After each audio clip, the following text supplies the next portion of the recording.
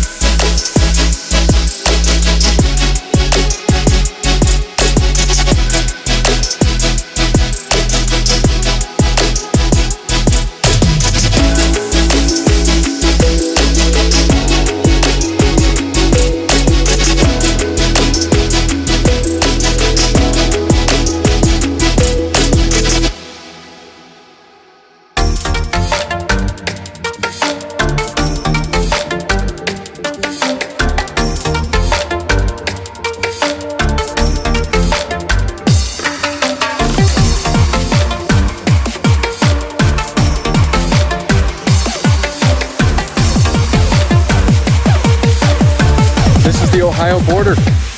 Indiana, Ohio, one more state down.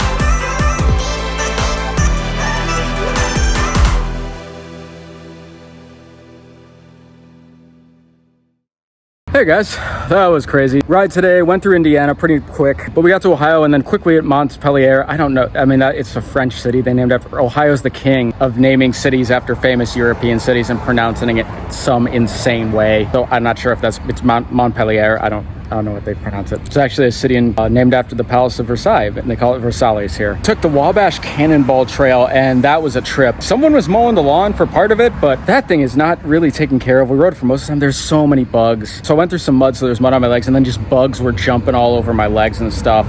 So I was looking to see if I was getting bit, but I have so much mud on my leg, I couldn't tell how many bites. I just gave up that trail with like 3 miles to go. I'm like, I'm not dealing with this anymore. I was bit like 800 times.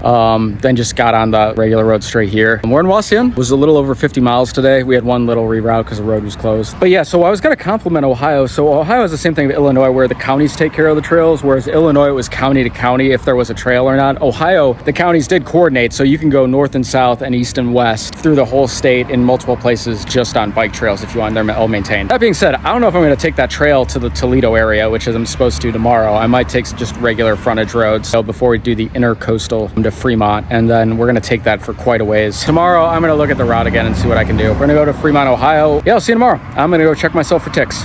Bye. Please like, comment, and subscribe, and check out my socials and the charity links in the comments below. Thanks for watching.